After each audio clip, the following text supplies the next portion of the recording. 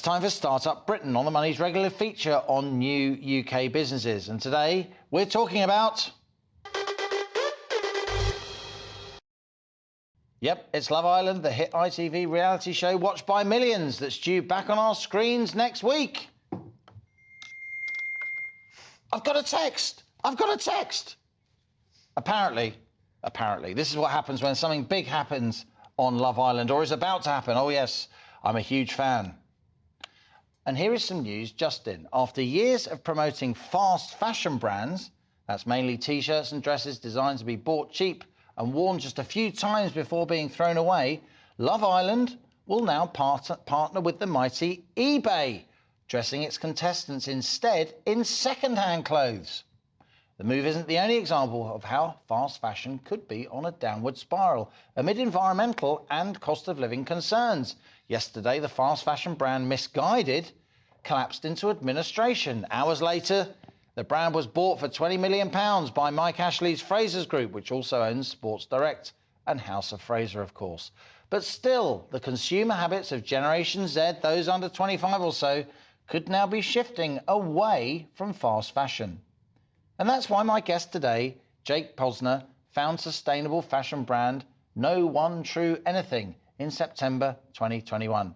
He's a determined young man with a lot of savvy, but his journey hasn't always been an easy one. And here to tell us more about his business and about fast fashion is Jake Posner, my latest guest on Startup Britain.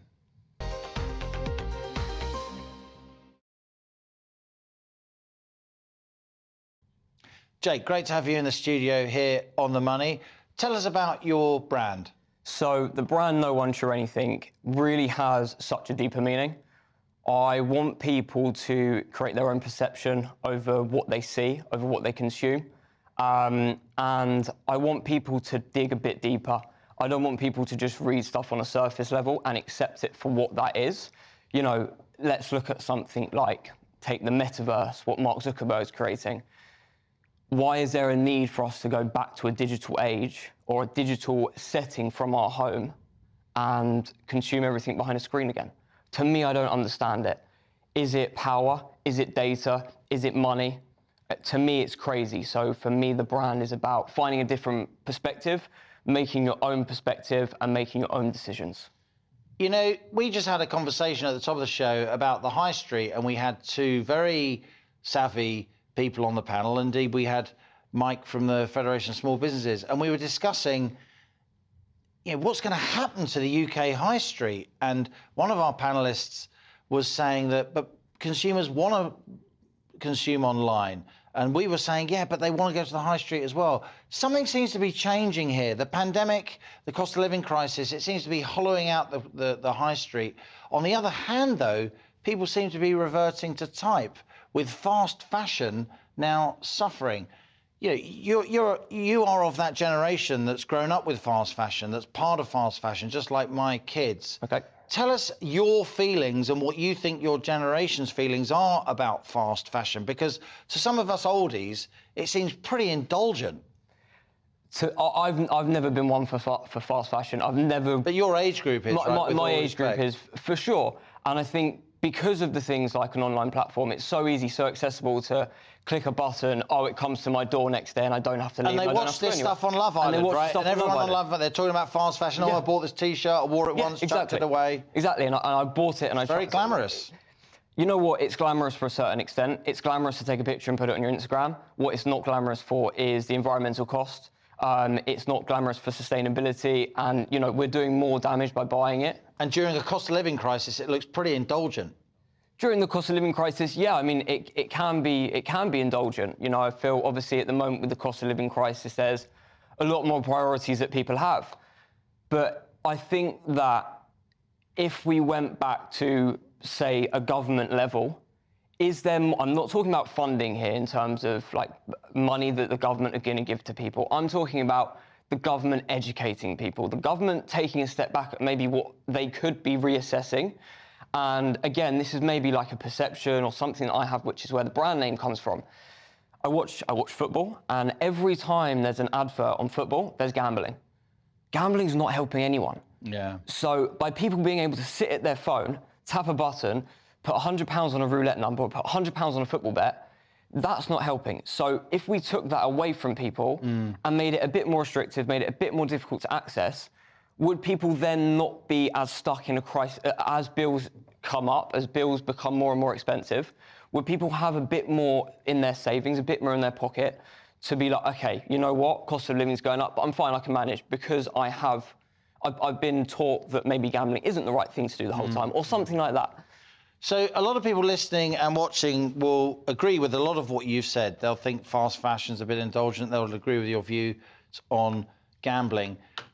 Just fill us in a little bit more. How is the brand that you're trying to develop, how will it make money? How are you going to turn this into a business? How are you going to be able to carry on saying what you want to say by building, you know, something that makes money, that allows you to live, allows you to employ people? For me, sustainability is a chain. And it starts with nature, and then it goes to materials, and it goes to human beings. Now, if we're not looking after humans, everything else fails. Because if we don't improve local environments, and we don't improve how people are living, and we don't make sure that people are paid more than a fair and living wage, nothing improves. So for me, creating, you know, success, a lot of people view success as money. How much money did you make? What's your turnover? What's your profit margins? That's not my be-all and end-all goal. But you've got to make a living, Of course, you've got to make a living. And obviously, you know, to set up a business, obviously, it is about profit. But at the same time, I want to create a space. I want to create... What are you going to sell? Are you going to create some intellectual property? You're going to create a brand? Yeah, I mean... And bestow your brand on certain goods, certain ways of doing things? Is that the idea? Yeah, so I mean, I have a collection of T-shirts, I have a collection of hoodies, I have a collection of socks, baseball caps, denim jackets. But I want the brand to become more of a community-focused thing, whereby if I have ever got to a stage where I had a brick-and-mortar shop, people can come in, people can access books, people can access a workshop, people can come and share ideas, and everyone's bouncing off each other.